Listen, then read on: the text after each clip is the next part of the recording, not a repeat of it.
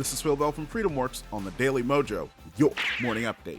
Recently, I had a friend tell me that he was no longer watching my morning update videos because I was too hard on Virginia Governor Glenn Youngkin about the work he's doing, or as I say, not doing, to get rid of Virginia's hated car tax. Now, let's remember, the car tax is hated by Republicans, it's hated by Democrats, and it's hated by independents. Nobody likes it. Nobody likes paying it. In fact, the only people who do like it are local elected officials who collect it and state legislators who are too lazy and unwilling to take action that the people of the Commonwealth want.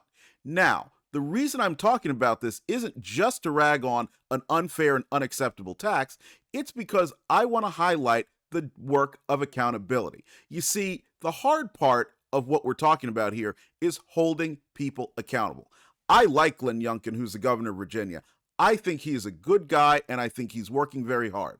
But I don't believe that he's done the necessary work to get rid of this tax. Therefore, I, as a citizen, using this forum, am holding him accountable for things that he should be doing. And it's up to all of us as patriots to hold politicians, the ones we like and the ones we don't like, accountable. Because quite frankly, if we don't, we'll get the government we deserve.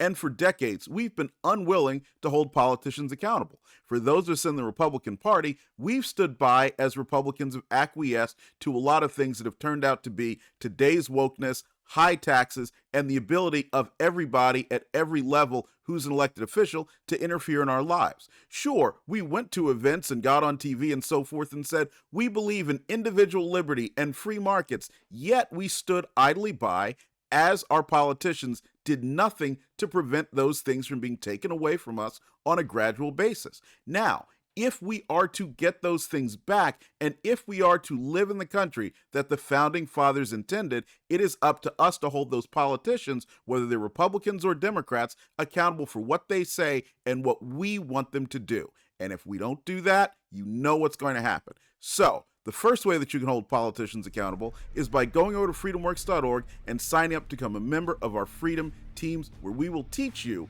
how to hold them accountable. And the second is to steel yourself and be willing to say something when something is wrong.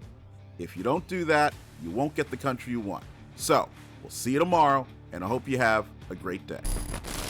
Phil Bell's Morning Update is only on the Daily Mojo.com.